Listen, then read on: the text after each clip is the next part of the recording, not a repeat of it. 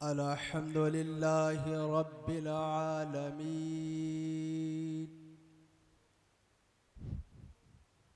अल्लज़ी खलक़ल इंसान फ़ी अहसनि तक़वीम व हुवा वलियुस्सालिहीन वस्सलातु वस्सलामु अला अशरफिल अंबियाइ वल मुरसलीन सय्यिदिना मुहम्मदिन अस्सादिक़िल वअदिल अमीन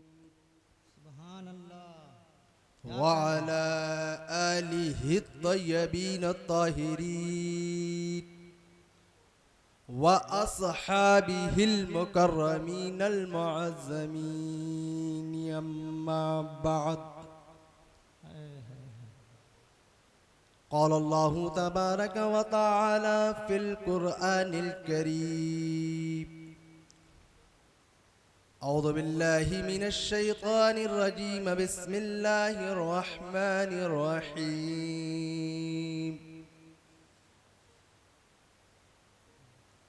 इन्ना आतैनकल कौसर आमन्तु बिल्लाहि सदक़ल्लाहुल अज़ीम व सदक़ रसूलुहुन नबियुल अमीनुल मतीनुल करीम व नहनु अला ज़ालिका लमिनश शाहिदीन वश्शाकिरीन वल्हम्दुलिल्लाहि रब्बिल आलमीन।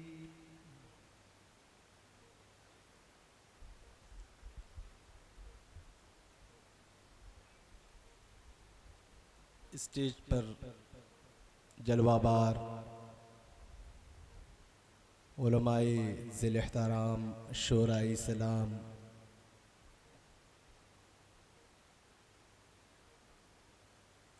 सुनियावा के भोले भाले सुन्नी मुसलमान अजीज़ बच्चों, अस्सलामु अलैकुम व रहमतुल्लाहि व बरकातुहू।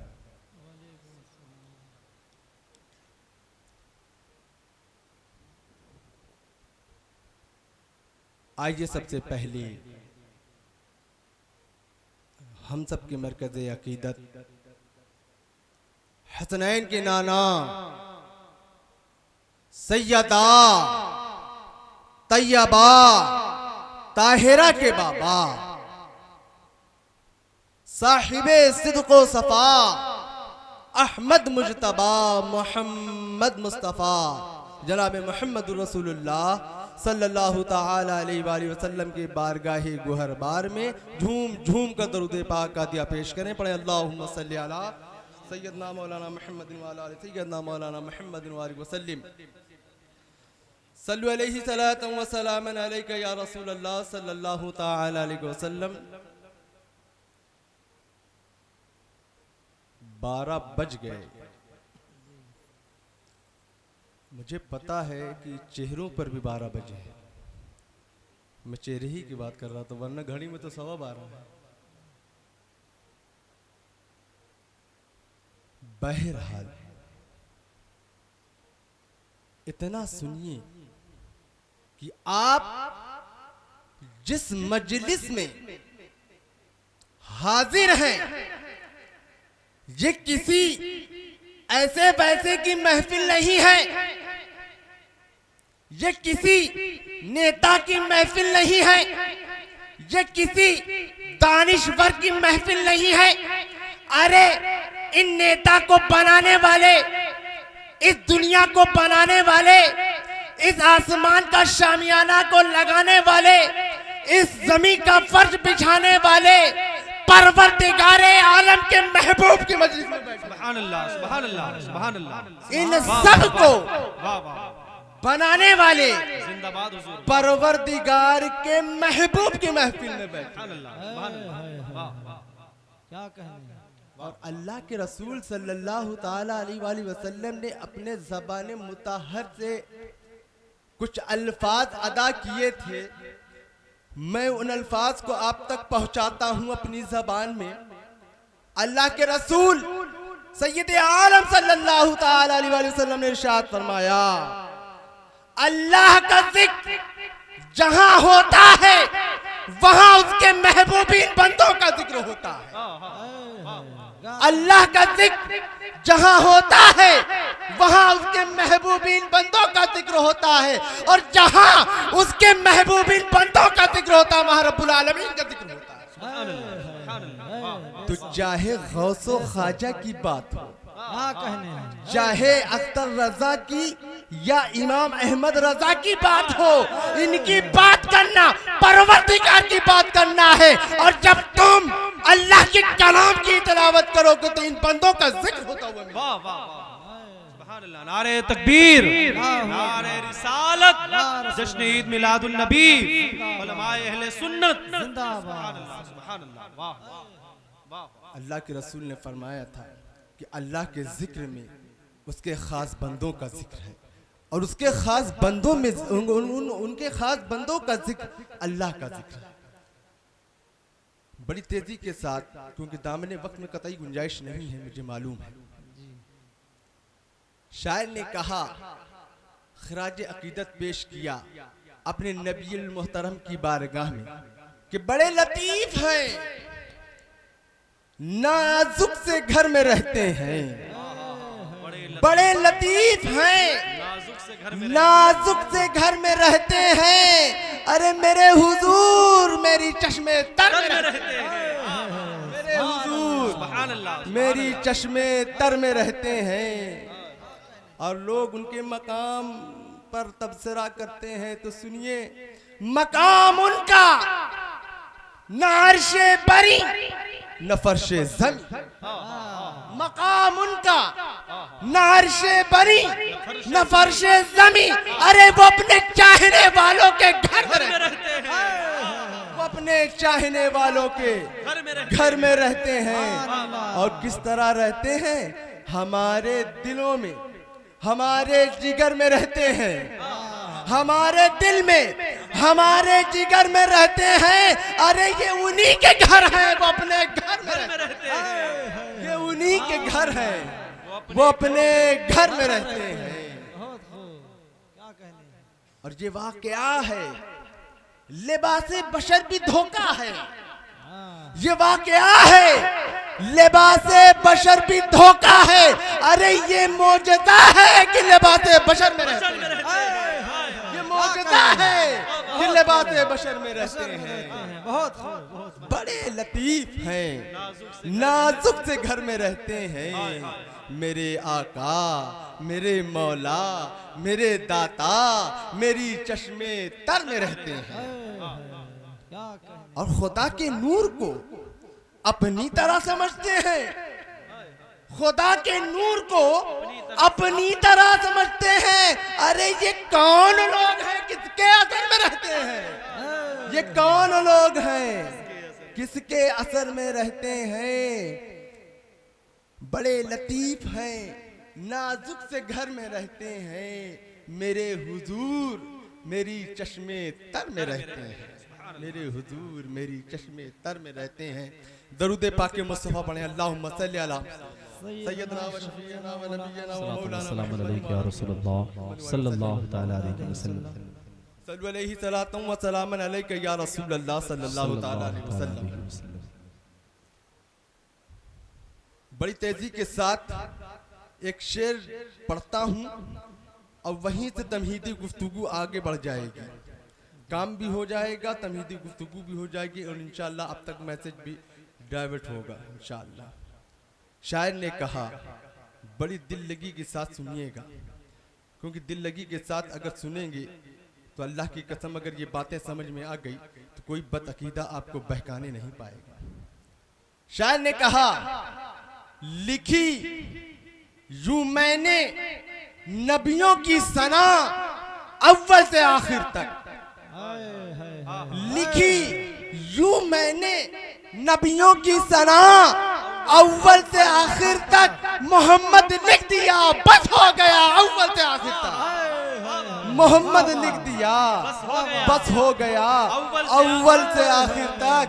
और किसी ने कहा ये कैसे हो सकता है? हमने कहा ये ऐसे हो सकता है कि हजरत आदम की खिलकत हमारे नबी के सदक़े में हुई, हजरत आदम की तौबा हमारे नबी के सदक़े में कबूल हुई, हजरत नूह की दावत और तबलीग हमारे नबी में मौजूद है, हजरत दाऊद का लहजा हमारे नबी में मौजूद है, हजरत सुलेमान की बादशाहत हमारे नबी में मौजूद है, हजरत इब्राहिम के रज़ाकारी और फिदाकारी हमारे नबी में मौजूद है, हजरत यूसुफ का जमाल हमारे नबी में मौजूद है, हजरत मूसा का कलाम हमारे नबी में मौजूद है, हजरत ईसा का मौजज़ा हमारे नबी में मौजूद है, हजरत अय्यूब का सब्र हमारे नबी में मौजूद है। अरे हमारा नबी तो ऐसा नबी है कि सारे अंबिया की इमामत, सारे रसूलों की सदारत हमारे नबी के पास मौजूद है। इसीलिए तो शायर कहता है लिखी यूं मैंने नबियों की सना अव्वल से आखिर तक, मोहम्मद लिख दिया बस हो गया अव्वल से आखिर। नारे तकबीर, नारे रिसालत, जश्न ईद मिलादुन नबी। सुभान अल्लाह, वाह वाह। आगे कहा उसने अजल से बात निकली और सुबह हश्र तक पहुंची। अजल से बात निकली और सुबह हश्र तक पहुंची। अजल समझिए, अजल क्या है? अजल उस वक्त को कहते हैं कि जो वो वक्त ही नहीं बना। अजल की बात अल्लाह के रसूल सल्लल्लाहु अलैहि वसल्लम ने हदीस कुदसी बयान की, कुन्तो कंजन मख्फिया फअरिदतु अन उरफा फबअस्तु मुहम्मदा। मैं छुपा हुआ खजाना था, जब मैंने चाहा तब मैंने नूरे मोहम्मदी को पैदा फरमाया, तब मैंने नूरे मोहम्मदी की खिलकत की। जब तक नूरे मोहम्मदी की खिलकत नहीं थी उसके पहले का जमाना अजल कहलाता है। अजल से बात निकली और सुबह हश्र तक पहुंची। हश्र किसको कहते हैं? जब सारी कायनात में उथल पुथल मचकर कयामत बपा हो करके एक मैदान में सब जमा हो जाएंगे।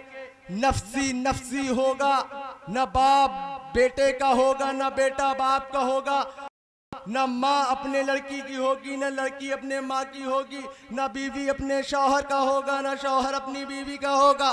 कोई किसी का पुरसाने हाल नहीं होगा।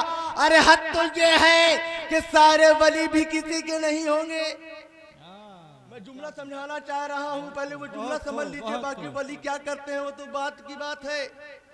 कोई किसी का नहीं होगा, जिसके पास जाएंगे एक ही सदा आएगी, इज़हाबू इला गैरी, इज़हाबू इला गैरी, इज़हाबू इला गैरी। यहाँ तक कि अंबिया के जमात खड़ी होगी, सारे लोग उन लोगों के पास जाएंगे, अंबिया के पास जाएंगे, सब इनसे कहेंगे कि हमारी मदद फरमाइए, लेकिन सब यही कहेंगे इज़हाबू इला गैरी, इज़हाबू इला गैरी, इज़हाबू इला गैरी। आखिर में हमारे प्यारे आका सल्लल्लाहु तआला अलैहि वसल्लम की बारगाह में जब पहुंचेंगे तो वो कहेंगे इज़हाबू इला गैरी, न कहेंगे बल्कि वो कहेंगे उम्मती उम्मती उम्मती उम्मती। इसीलिए तो शायर कहता है, अब जरा सा सुनिएगा शायर ने क्या मंजर कशी की है कि अज़ल से बात निकली और सुबह हश्र तक पहुंची, रहा ज़िक्र मोहम्मद मुस्तफा अव्वल से आगे तक, अव्वल से आखिर तक। ये कायनात बनी है तो नबी के लिए, ये आसमान सजाया गया नबी के लिए, अर्ज का फर्श लगाया गया नबी के लिए, चांद चमकाया गया नबी के लिए, अरे नबियों को मबऊस किया गया नबी के लिए, और वो नबी कोई और नहीं, हमारा नबी है, तुम्हारा नबी है, सारे जहां का नबी। ये वो सुभान अल्लाह, वाह वाह सुभान अल्लाह। जिक्र मुस्तफा के लिए अल्लाह रब्बुल इज्जत ने चाहा कि मैं पहचाना जाऊं, तो वहीं से मोहम्मद का जिक्र शुरू हुआ, और कयामत होगी तब भी मोहम्मद मोहम्मद का जिक्र ही होगा, कोई किसी का नहीं होगा सिवाय मेरे आका के। वो आका कहेंगे हाँ आ जाओ, हमारे दामने केबा में आ जाओ, आ जाओ, आ जाओ। ये वो उलुल अज़्म नबी है, उसी उलुल अज़्म नबी से रब्बे काबा इरशाद फरमा रहा है, इन्ना आतैना कल कौसर, ऐ महबूब मैंने आपको कौसर दिया। आप जरा सा अंदाज़े खिताब देखें, ऐ महबूब मैंने आपको कौसर दिया। क्या दिलनशी अंदाज है, क्या महबूब और मुहिब की गुफ्तगू है। और खुदा की कसम कोई महबूब का मकाम समझ ही नहीं सकता।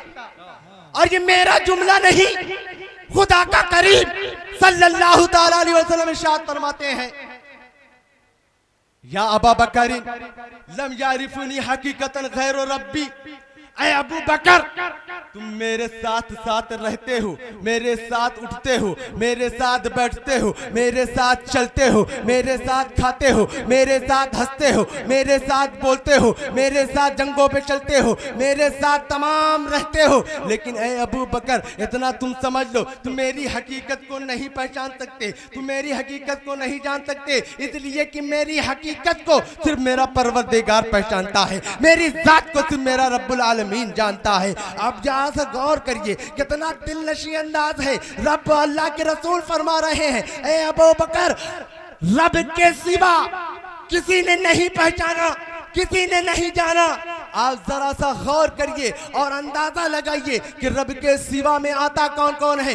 जब आप इस पर गौर और फिक्र करेंगे तो आप इस नतीजे पर पहुंचेंगे। जब आप फहरिस्त बनाएंगे, देखें कि रब के सिवा में आता कौन कौन है, तो आप ये कहते हुए नजर आएंगे, हजरत जिब्रील रब के सिवा, हजरत मीकाईल रब के सिवा, हजरत इसराफील रब के सिवा, हजरत इजराइल रब के सिवा।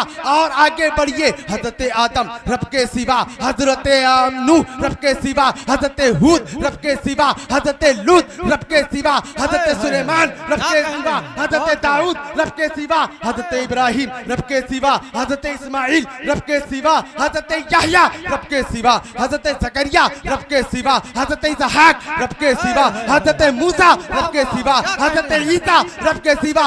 और आगे बढ़िए, सिद्दीक़ अकबर रब के सिवा, फारूक आजम रब के सिवा, उस्मान गनी रब के सिवा, मौला अली रब के सिवा, हजरत जुबैर रब के सिवा, हजरत तलहा रब के सिवा, हजरत बिलाल रब के सिवा, हजरत अनस रब के सिवा। रब के सिवा किसी ने नहीं पहचाना, न हजरत जिब्रील ने पहचाना, न हजरत मीकाईल ने पहचाना, न हजरत इसराफील ने पहचाना, न हजरत इजराइल ने पहचाना, न हजरत आदम ने पहचाना, न हजरत नूह ने पहचाना, न हजरत हूद ने पहचाना, न हजरत दाऊद ने पहचाना, न हजरत सुलेमान ने पहचाना, न हजरत इब्राहिम ने पहचाना, न हजरत इस्माइल ने पहचाना, न हजरत यहया ने पहचाना, न हजरत जकरिया ने पहचाना, न हजरत मूसा ने पहचाना, न हजरत ईसा ने पहचाना, न सिद्दीक़ अकबर ने पहचाना, न फारूक आजम ने पहचाना, न उस्मान गनी ने पहचाना, न मौला अली ने पहचाना, न जुबैर ने पहचाना, न अनस ने पहचाना। अरे मैं तो कहता हूँ नबी ये वो सहाबा कराम है जो नबी को सबसे ज्यादा पहचान सकते हैं। अरे मैं तो कहता हूँ नबी की सुबह देखी ना पहचाना, नबी की शाम देखी ना पहचाना, नबी की रात देखी ना पहचाना, नबी का बचपना देखा ना पहचाना, नबी की जवानी देखी ना पहचाना, नबी का बुढ़ापा देखा ना पहचाना, नबी को रोते देखा ना पहचाना, नबी को हंसते देखा ना पहचाना, नबी को सोते देखा ना पहचाना, नबी को रोते देखा ना पहचाना, नबी पर कुरान उतरते देखा ना पहचाना, नबी को जिब्रील से बात करते देखा ना पहचाना, नबी को अल्लाह से हम कलाम होते देखा ना पहचाना। और मैं तो कहता हूँ नबी का हुस्न जमाल देखा ना पहचाना, फजलो कमाल देखा ना पहचाना, जूदो नवाल देखा ना पहचाना, मालो असबाब देखा ना पहचाना। रब के सिवा किसी ने नहीं पहचाना और आज के कुछ लोगों ने पहचान लिया। इसीलिए तो मैं कहता हूँ ये तुम्हारी अक्ल की खराबी नहीं तो और क्या है, ये तुम्हारी गुमराहियत नहीं तो और क्या है, ये तुम्हारी बदतमीजी नहीं तो और क्या है, ये तुम्हारी हरदर्मी नहीं तो और क्या है। अरे तुम ये क्यों नहीं कहते जिसको आला हजरत अजीमुल बरकत मुजद्दिदे दीन और मिल्लत इमाम इश्क़ो मोहब्बत इमाम अहमद रज़ा खां अलैहि रहमत और रिज़वान ने बरेली की धरती से पुकार करके कहा था, अल्लाह की सरताबा कदम शान है वो, इंसान नहीं इंसान वो इंसान है ये। कुरान तो ईमान बताता है उन्हें, ईमान ये कहता है मेरी जान।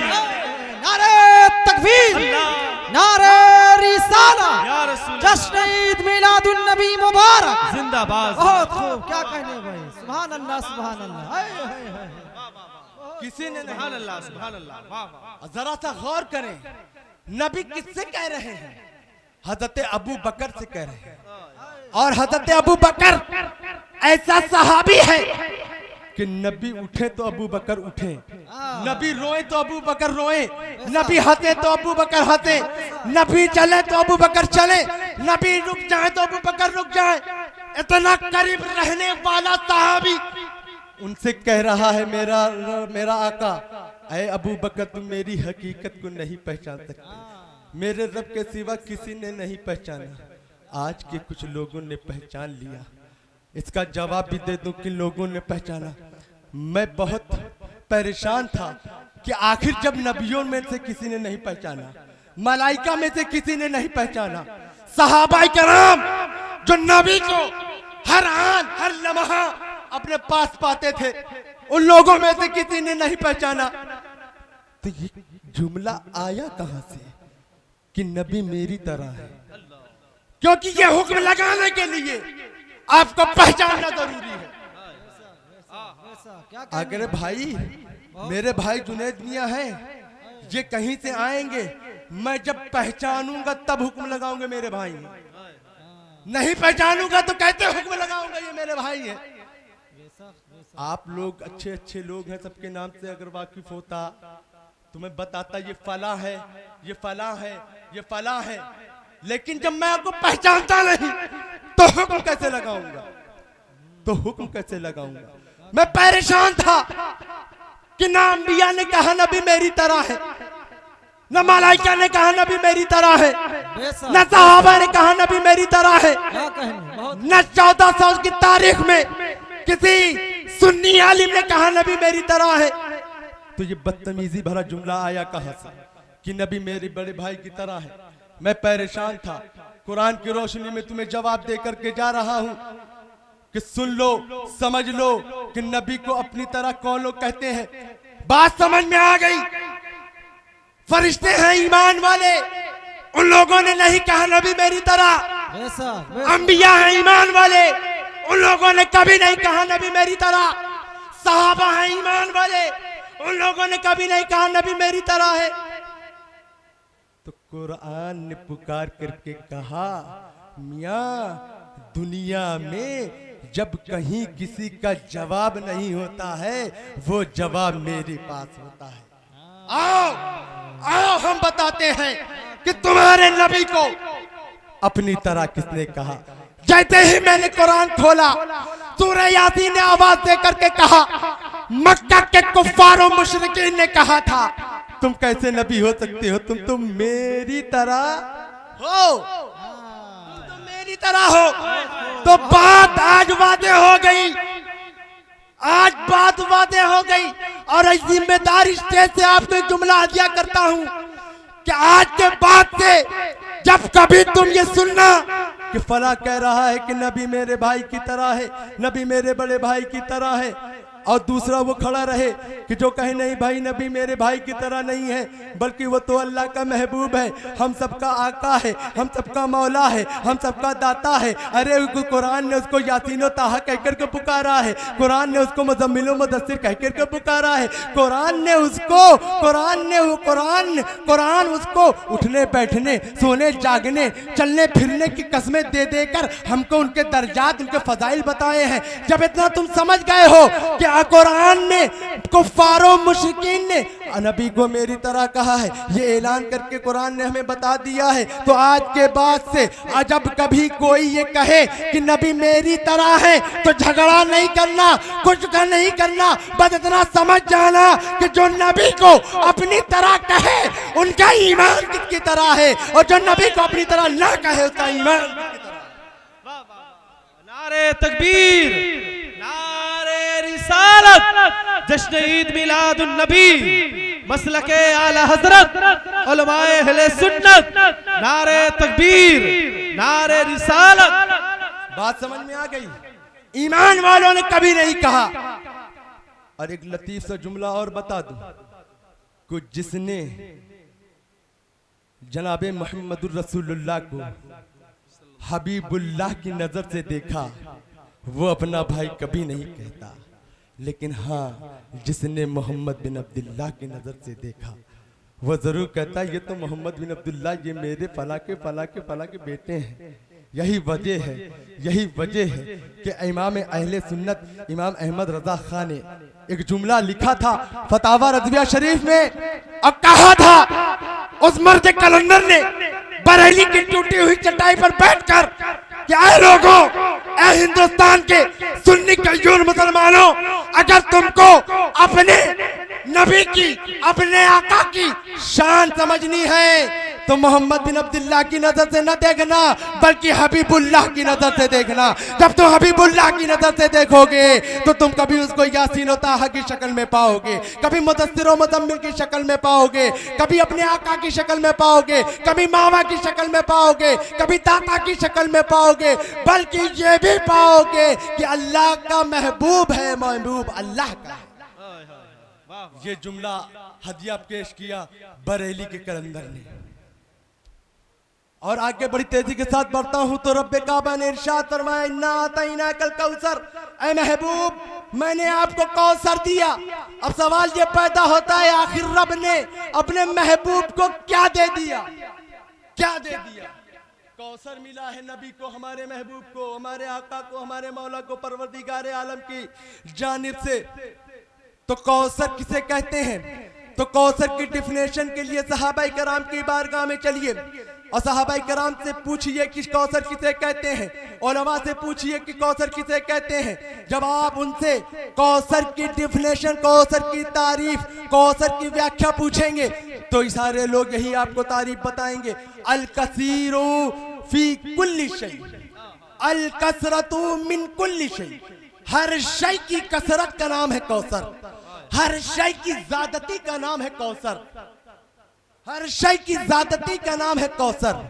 मिसाल के तौर पर इल्म की कसरत को कौसर इल्म कहेंगे, अमल की कसरत को कौसर अमल कहेंगे, हुस्न जमाल की कसरत को कौसर हुस्न जमाल कहेंगे, फजलो कमाल की कसरत को कौसरे फजलो कमाल कहेंगे, जूदो नवाल की कसरत को कौसरे जूदो नवाल कहेंगे, मालो असबाब की कसरत को कौसरे मालो असबाब कहेंगे। रब कह रहा है, ऐ महबूब मैंने आपको कौसर दिया। अब मैं सोच में पड़ गया, आखिर किस चीज का कौसर दिया? इल्म का कौसर दिया कि अमल का कौसर दिया कि हुस्न जमाल का कौसर दिया कि फजलो कमाल का कौसर दिया कि जूदो नवाल का कौसर दिया कि मालो असबाब का कौसर दिया? आखिर किस चीज का कौसर दिया? तो जवाब मिलेगा, अरे नादान तुम मुकय्यद क्यों कर रहा है? अरे देने वाले उस परवरदिगार आलम ने तो अपने महबूब को हर चीज का कौसर दे दिया, हर चीज का कौसर दे दिया। अरे भाई अगर सिर्फ इल्म का कौसर दिया होता तो रब कह सकता था, इन्ना आतैना कल कौसरल इल्म, ऐ मेरे महबूब मैंने आपको कौसर इल्म दिया है। अगर सिर्फ अमल का कौसर दिया होता तो रब कह सकता था, इन्ना आतैना कल कौसरल अमल, ऐ महबूब मैंने आपको कौसर अमल दिया। लेकिन जरा सा आप गौर करिए और देखिए रब के इस फरमान में, रब्बे काबा के इस कुरान में न इल्म की कैद है, न अमल की कैद है, न हुस्न जमाल की कैद है, न फजलो कमाल की कैद है, न जूदो नवाल की कैद है, न मालो असबाब की कैद है, बल्कि मुतलक इरशाद फरमा रहा है कि ऐ मेरे महबूब मैंने आपको हर चीज की कौसर दे दी, हर चीज की कसरत दे दी, यहाँ तक कि हौज़े कौसर भी दिया और नहर कौसर भी दिया। ये मकाम है मुस्तफा जाने रहमत का, ये मकाम है अल्लाह के हबीब का कि परवरदिगार आलम कह रहा है, ऐ महबूब मैंने आपको हर चीज की कसरत देकर, हर चीज की ज्यादती देकर, हर चीज का मालिको मुख्तार बना दिया, हर चीज का मालिको मुख्तार बना दिया। अब हो सकता है आप कहें कि ये कैसे कह दिया, कौसर मिला है बात ठीक है, लेकिन मालिको मुख्तार कैसे हो गए? बस एक छोटी सी मिसाल दूंगा और अपनी तकरीर को इख्तिताम कर दूंगा। बहुत अच्छे अच्छे लोग बैठे हैं, इसमें हर टाइप के लोग हैं। जरा मुझे ईमानदारी से जरा मुझे बताइए, अगर आप में से किसी के पास बहुत सारा पैसा हो, बहुत सारा पैसा हो, बहुत सारा पैसा हो, इतना पैसा हो, इतना पैसा हो कि गिनने ही में ना आए, इतना पैसा है, और दूसरा आपका भाई है, उसके पास इतने अनाज, इतना अनाज को पता ही नहीं कितनी अनाज की बोरियां हमारे घर में है। और तीसरा कोई एक और भाई हो जिसके पास ईंट भट्टा हो, 4, 5, 6 भट्टा है। अब उससे जरा पूछिए कितनी ईंट है, तो वो भी कहेगा दिमाग खराब है क्या मियाँ, एक भट्टे की ईंट तो मैं बता नहीं सकता कितनी ईंट है, 5-6 भट्टों की क्या मैं पूरी कैसे कैलकुलेशन करके बता सकता हूँ मेरे पास कितनी ईंटें हैं। गर्दे ये 3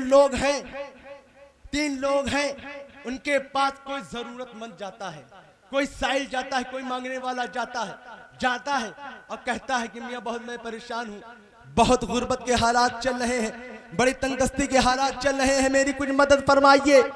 तो आप मुझे जरा से इंसाफ से बताओ, आप क्या करते हैं? यही दुनिया का उसूल है कि जिसके पास जिस चीज की कसरत होती है उसमें से वो चीज उसे इनायत कर देता है। माल वाला माल दे देगा, अनाज वाला अनाज दे देगा, ईंटे वाला ईंटे दे देगा। ये तो मैंने मिसालें दी हैं। जिसके पास जिस चीज की कसरत होगी वो उस चीज उसे अता कर देगा। तो बात पता चल गई कि जब किसी के पास किसी चीज की कसरत होती है, किसी चीज का कौसर होता है, तो वो उस चीज का मालिक होता है। और जब वो उस चीज का मालिक होता है तो उसको अख्तियार भी होता है कि जिसको चाहे जितना चाहे उसको अता कर दे। तो रब्बे कायनात इरशाद फरमा रहा है, ऐ महबूब मैंने आपको हर चीज की कसरत देकर, हर चीज की जाती देकर काउनैन का मालिक व मुख्तार बना दिया है। जरा सा अंदाजा लगाइए कि रब क्या पैगाम देना चाह रहा है। रब ये पैगाम देना चाह रहा है, ऐ मेरे बंदों तुम में से जो कुछ भी चाहिए तुम मेरे हबीब के दर पर आ जाना, मेरे महबूब के दर पर आ जाना। इसलिए कि मैंने उसको हर चीज की कसरत देकर, हर चीज की जाती देकर उसको कौनैन का मालिक व मुख्तार बना दिया है। ऐ मेरे बंदों तुम्हें क्या चाहिए? तुम्हें जो कुछ भी चाहिए मेरे महबूब के दर पर आ जाना, तुम्हें सब कुछ मिल जाएगा। ऐ मेरे बंदो तुम्हें हुस्न जमाल चाहिए, महबूब के दर पर आ जाना। फजलो कमाल चाहिए, महबूब के दर पर आ जाना। जूदो नवाल चाहिए, महबूब के दर पर आ जाना। चाहो जलाल चाहिए, महबूब के दर पर आ जाना। औलाद चाहिए, महबूब के दर पर आ जाना। इल्म चाहिए, महबूब के दर पर आ जाना। शराफत चाहिए, महबूब के दर पर आ जाना। मताए बंदगी चाहिए, महबूब के दर पर आ जाना। लुत्फ़े जिंदगी चाहिए, महबूब के दर पर आ जाना। ऐ मेरे बंदो तुम्हें जो कुछ भी चाहिए मेरे महबूब के दर पर आ जाना। इसलिए कि मैंने तमाम चीजों की कसरत देकर तमाम चीजों का मालिक व मुख्तार बना दिया है। हमसे तो कह रहा है, ऐ मेरे बंदो तुम्हें जो कुछ भी चाहिए तुम मेरे महबूब के दर पर आ जाना, तुम मेरे हबीब के दर पर आ जाना।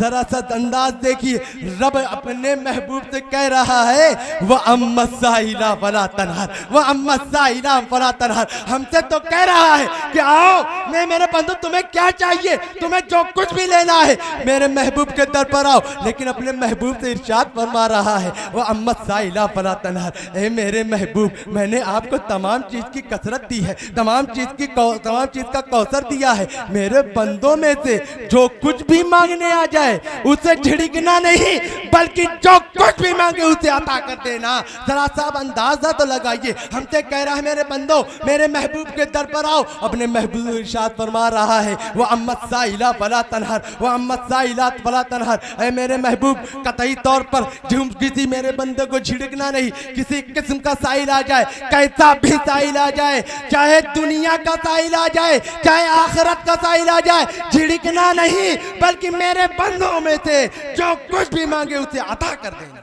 ये मेरे महबूब की शान है, ये मेरे आका व मौला की शान है कि हर चीज की कसरत दे रखी है, हर चीज की जाती दे रखी है। इसीलिए तो बरेली के कलंदर इमाम अहमद रजा खान अलैहि रहमत व रिदवान कहते हैं, मालिके कौनैन है पास कुछ रखते नहीं, मालिके कौनैन है पास कुछ रखते नहीं, है दोनों जहां की नेमतें उनके खाली हाथ है, दोनों जहां की नेमतें उनके खाली हाथ में। बहरहाल क्योंकि दामने वक्त में गुंजाइश नहीं, इंशाल्लाह फिर कभी मौका रहा मैं तो आपके इलाके को फिर सुनाऊंगा।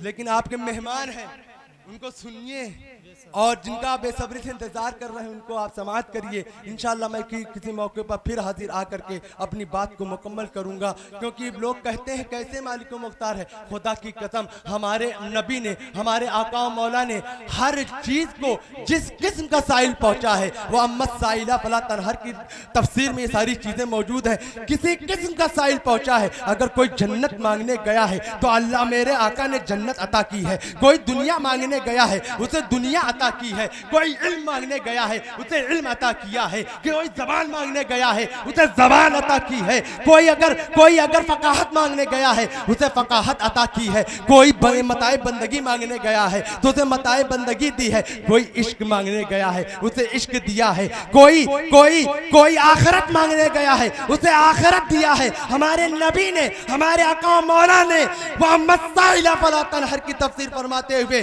जिसकी किस्म का कोई साइल, अरे उस दौर का जाने दीजिए। आज कभी कोई बंदा, कोई मर्द कलंदर वहां पहुंचता है तो मेरे आका उसे तमाम तर चीजें उसको देते हुए नजर आते हैं। उसे झिड़कते नहीं, उसे महरूम नहीं जाने देते। और एक और जुमला सुनिएगा कि हमारा नबी ऐसा नबी है कि खुदा की कसम अगर उससे सच्ची मोहब्बत कर ली जाए तो कुछ मांगने की जरूरत ही नहीं है। अगर तुम सच्ची मोहब्बत अपने आका से कर लो, कायनात तुम्हारी गुलाम हो जाएगी, कायनात तुम्हारी गुलाम हो जाएगी। लेकिन शर्त है कि तुमको अपने नबी से इश्क करना है, अपने नबी से मोहब्बत करना है। मैं अपने बात से नहीं कह रहा हूं, जरा सा अपनी तारीख पीछे देख लो। हजरत अबू बकर है, उनके कदमों पर आकर के, अपने नबी के कदमों पर आकर के उनके गुलामी का पट्टा अपने गले में डाला है तो सदाकत नाज करने लगी है। फारूक आजम को देखिए, उनके गुलामी का पट्टा अपने गले में डाला है, अदालत नाज करने लगी है। उस्मान गनी को देखिए, उनके गुलामी का पट्टा उनके कदमों पर अपने पेशानी को झुका दिया है, सखावत नाज करने लगी है। मौलाए कायनात को देखिए, अपनी उनके गुलामी का पट्टा अपने गलों में डाला है, अपने गलों में डाला है तो सुजात नाज करने लगती है। और हसनैन करीमैन को देखिए, अपने नाना जान के गुलामी का पट्टा अपने गलों में डाला है, उनके उस बारगाह में अपनी पेशानी को झुकाया है तो जन्नत नाज करने लगती है, जन्नत नाज करने लगती है। तो ये मैं एक पैगाम देना चाहता हूँ अपने महबूब, अपने आका से, अपने नबी से तमाम तर चीजों से ज्यादा बढ़ चढ़ कर मोहब्बत करो, क्योंकि इनकी मोहब्बत होगी, इनकी मोहब्बत होगी जो दुनिया में भी काम आएगी, कब्र में भी काम आएगी, महशर में भी काम आएगी और तुम्हें जन्नत में लेकर चली जाएगी, सिर्फ मोहब्बत की बुनियाद पर। एक छोटी सी हदीस सुना दूं, अपनी इस बात को एकदम मुदल्लल कर दूं।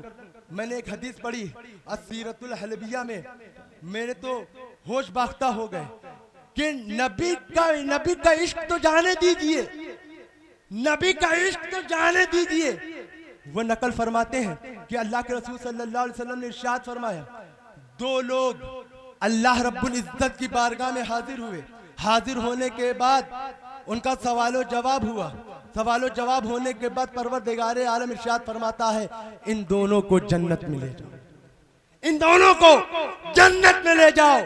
अब वो दोनों लोग परेशान हो गए, हाथ जोड़कर बारगाह रब्बुल आलमीन में अर्ज करने लगे, ऐ परवरदिगार आलम, हमने तो दुनिया के अंदर सिर्फ तेरी नाफरमानी की थी, सिर्फ तेरी नाफरमानी की थी, न तेरी इबादत की थी, न तेरी रियाजत की थी, मैंने कुछ किया ही नहीं था।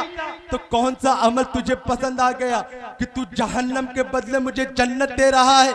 ऐ परवरदिगार आलम, बात समझ में नहीं आ रही है। तो परवरदिगार आलम इरशाद फरमाता है, ऐ मेरे बंदो सुनो, कसम है मुझे अपने इज्जत की, कसम है मुझे अपने जलाल की, मैंने अपने ऊपर लाजिम कर दिया है कि हमारे बंदों में से किसी का नाम मेरे महबूब के नाम की तरह होगा, यानी अहमद और मोहम्मद होगा, उसे मैं बिला हिसाब जन्नत में दाखिल कर, सुभान अल्लाह, सुभान अल्लाह, उसे मैं बिला हिसाब जन्नत में दाखिल कर दूंगा। परवरदिगार आलम फरमा रहा है कि जिसका नाम सिर्फ अहमद या मोहम्मद होगा, मेरे महबूब के नाम पर होगा, तो बिला हिसाब जन्नत में डाला। तो तो जरा सोचो, सिर्फ नाम की बरकत ये है। तो जब तुम मोहब्बत करोगे, जब तुम इश्क करोगे, जब उनके कानून बनाए हुए कानून पर, उनके बताए हुए रास्ते पर, उनके बताए हुए तरीके पर चलोगे तो तुम्हारा क्या हाल होगा। तुम्हारी आखिरत संवरती जाएगी, दुनिया संवरती जाएगी। इसीलिए तो अल्लामा इकबाल ने कहा था कि मोहम्मद से वफा तूने तो हम तेरे हैं, कि मोहम्मद से वफा तूने तो हम तेरे हैं। ये जहां चीज है क्या, लौहो कलम तेरे हैं। तो इसी एक चीज जुमले के साथ कि आप इस बात पर अहद कर लीजिए, कोई भी चीज हो जाएगी, दुनिया इधर से उधर हो जाएगी, लेकिन जब भी मेरे महबूब की शान में गुस्ताखियां होंगी तो वो गुस्ताखियां बर्दाश्त नहीं की जाएंगी।